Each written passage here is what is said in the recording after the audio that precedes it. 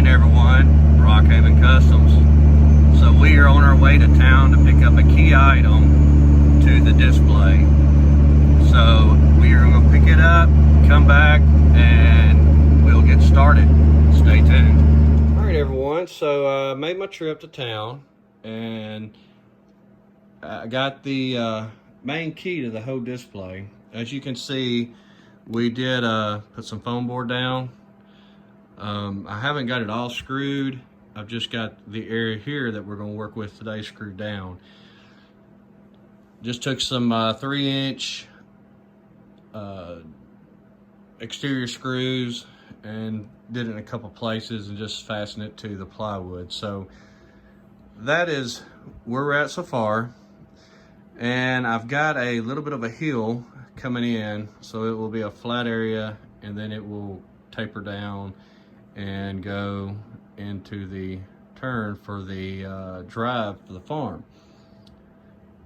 So what we've got, our main thing that I had to have to do this, and I've done it in the past and it works great, is using plaster of Paris. So I've got some already in a bucket here, right here. So the mixture is 2 parts plaster, 1 part water. You just mix it up, pour it out. I kind of usually make mine a little bit wetter because you need, the thing with plaster is it starts building heat. So you've got to be able to make it a little bit wetter to give you pour time and to be able to smooth it out and make sure you got it all mixed up really well. So I'm gonna get this made up and then we will get it poured on our hill here and get it formed. All right, so we got our plaster mixed up. This stuff sets really fast. It's a pretty quick setting stuff. So as you can see, the mixture is kind of like, it's a little thinner than peanut butter. So we're gonna just pour this out, get it formed, and start working our road so that we can form it. So I'm just going to dump this out and kind of start screeding it to make the road or the hill in the road.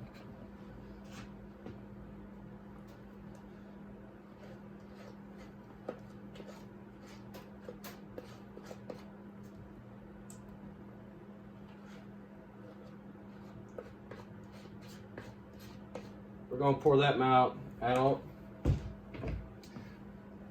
Make sure you're zoom you in a little bit so you can see. So we got that laid out, and I just got an old putty knife, and you just gonna have to work it in a little bit to get your elevation. Like I said, this stuff starts setting pretty quick, so you've got to work it fairly fast to be able to make it still move.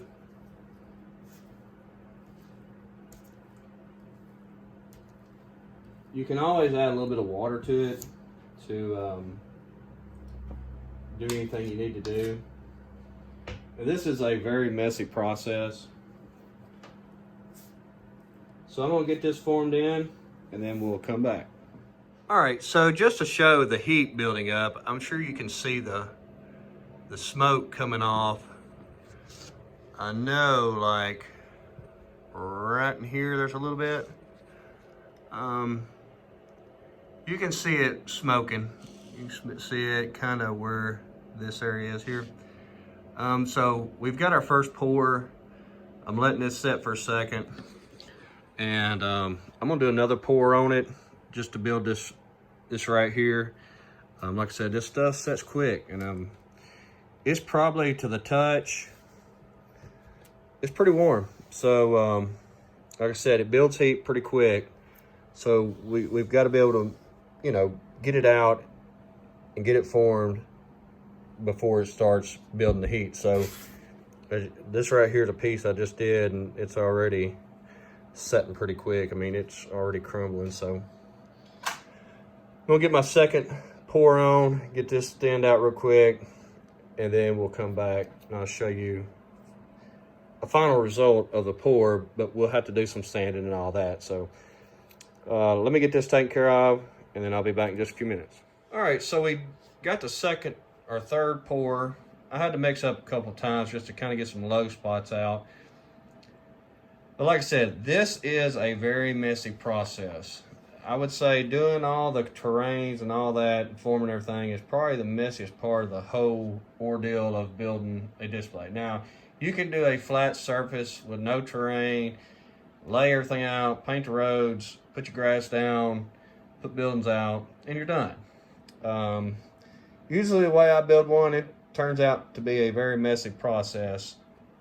But I feel that in the end, it always turns out really nice, and I'm happy with it for the moment till I decide to build another one or get tired of it. But you know, that's just kind of the way things are with this. You build it and then you're tired of it and you tear it out and redo it. And this will be my 1, 2, 3, 4, 5, 6 or 7th big display.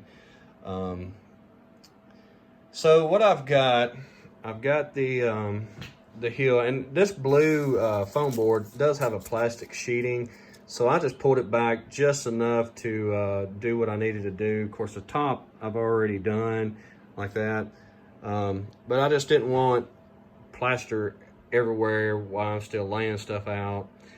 I've also got, I don't know how well the camera will pick it up. Let me do something here. I've got kind of a hillside formed into this. Like I said, the road will go up, as you can see how I've got it laid. It'll go up there and go out. And so I've got where I had to stack this. I kind of formed this up just to kind of make a little knob on top of where it rises.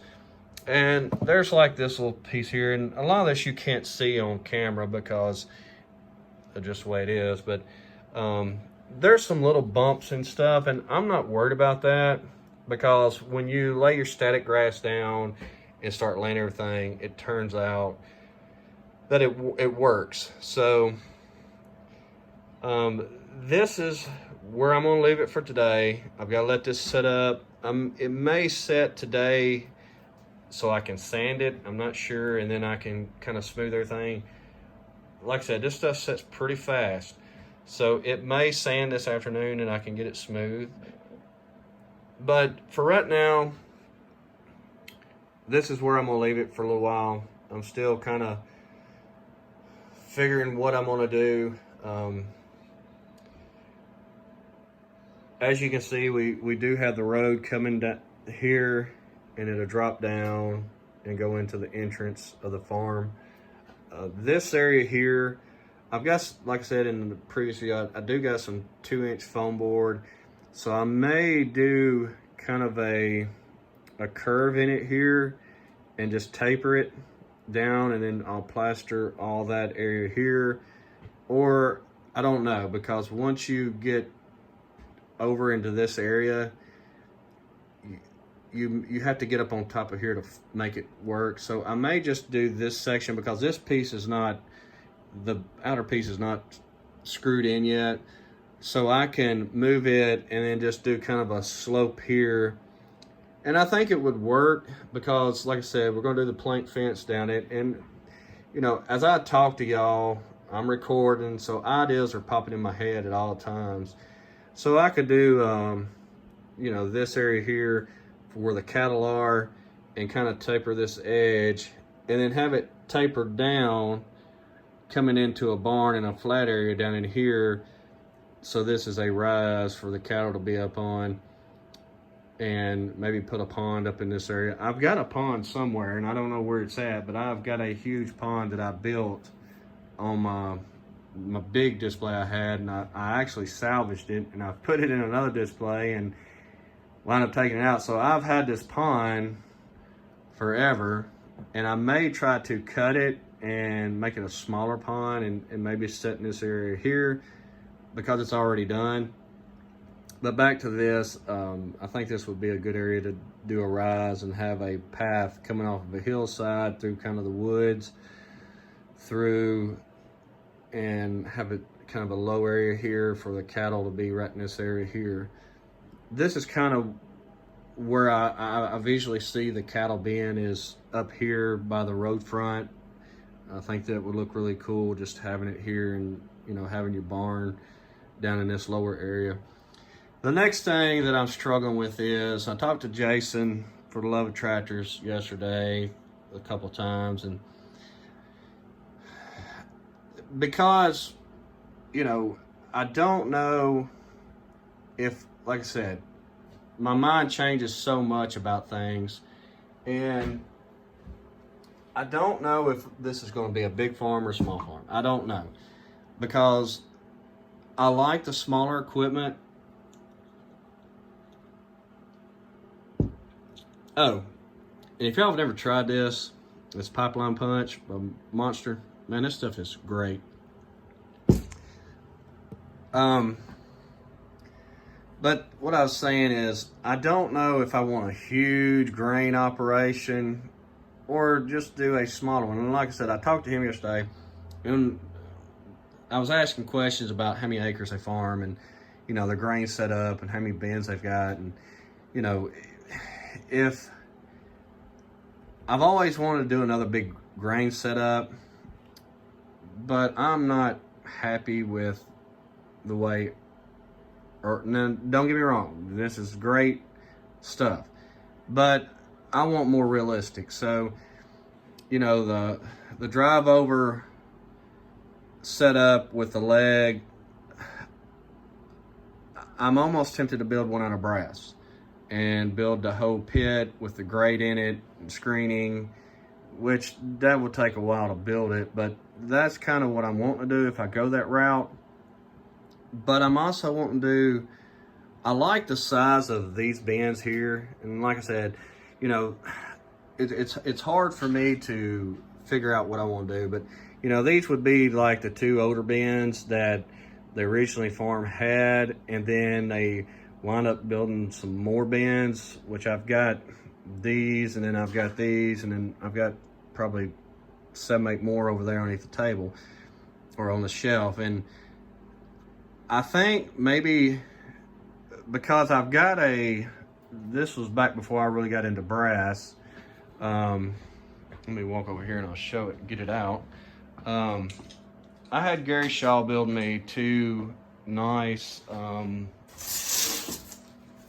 augers, Westfield augers, years ago.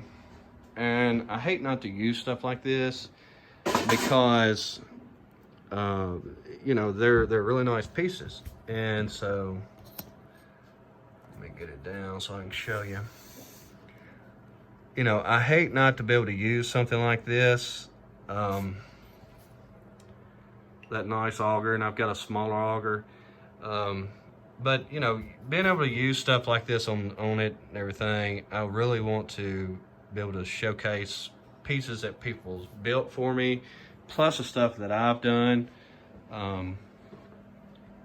So I'm stuck on that topic of, do I use bins like this and, you know, dress them up a little bit better and make them nicer? And like these here, I do have ladders on, or the rail on it, and I've kind of put some unload augers on them and some fans and all that, and I've got extra stuff. And so, like I said, these have got to have some work because they've been moved around. I've knocked a bunch of the fans off and everything, but I still want to put the grains set up in this area, but I'm not sure if I want to go to huge bins, and maybe stick with bins like this and use this. And I mean, you know, you look at these are really big bins. I went to town last night to pick up some Mexican, and there's a farm up the road, and they had like a 4440 John Deere. I'm not sure, but it's about that size. It's a Sound Guard John Deere. But I mean, if you took that tractor and you stacked it on top of another tractor, and you stacked them too high, the bin was still taller. And that's kind of like our bins here. You know, I don't know how many bushels them hold, and we've got 3 of them here.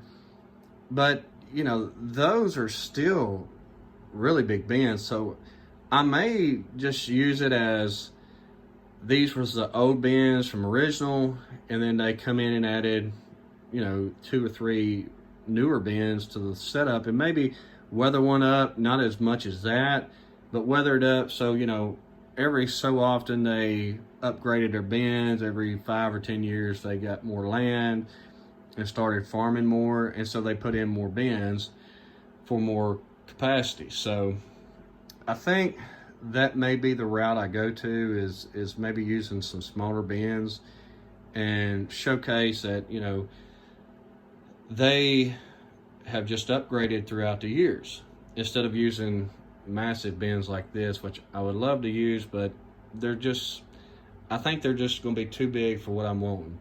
Also, this shop, the original shop, I know what this is going to be. So I've been thinking, and all this is going through my mind since I've wanted to do this now, and that shop will be Rock Haven Customs. So I will get me a sign made. I'll probably print me something off and build me a little sign, but it's going to be an entrance coming in of Rock Haven Farms and Fab. So excuse me, that will be the fab shop for Rock Haven Customs. That's where everything will be built and showcased out of this shop. So not only do they farm, they build custom trucks, you know, tractors, whatever. That will be the fab shop for Rock Haven Customs. So that's what that will be. And then we will have the big shop for the farm, and also we'll do the tobacco barns and the feedlot barn, and then across the back, as I've told you, I'll do hay and dirt on the back side just to showcase equipment. So that's where I'm at. It's still damp, so we're gonna let that set up and see what else I can get accomplished today and lay more stuff out. I may go get the 2-inch foam board out and maybe start trying to get it cut and laid in here. Also, I want to thank everybody that has the new subscribers to the channel. I really appreciate it. Since our last giveaway a week or so ago, we've already gained quite a few new subscribers, and that really means a whole lot. You know, I hope I put out content that y'all enjoy watching. Ever since I've kind of started doing the farm display, it seems like the views is more, the comments are more, the likes are more, and I just want to give a big thank you for that.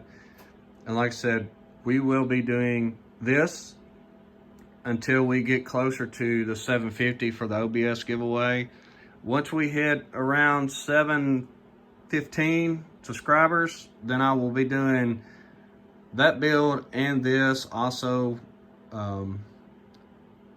But once we hit the 700, we'll do a small little video that will be in with the display build, showing what the next giveaway prize will be. I just want to thank everybody for, you know, the support, all the comments, the likes. It seems like this has really started picking up on the channel. So, like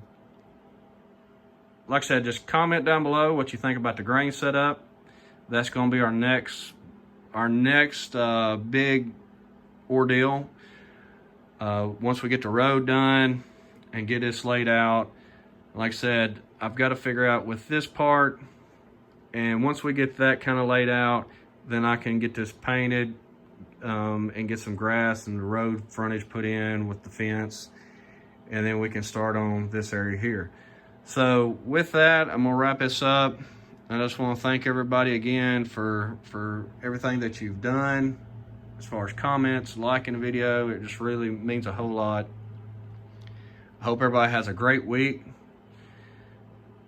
and we will see y'all in a couple of days.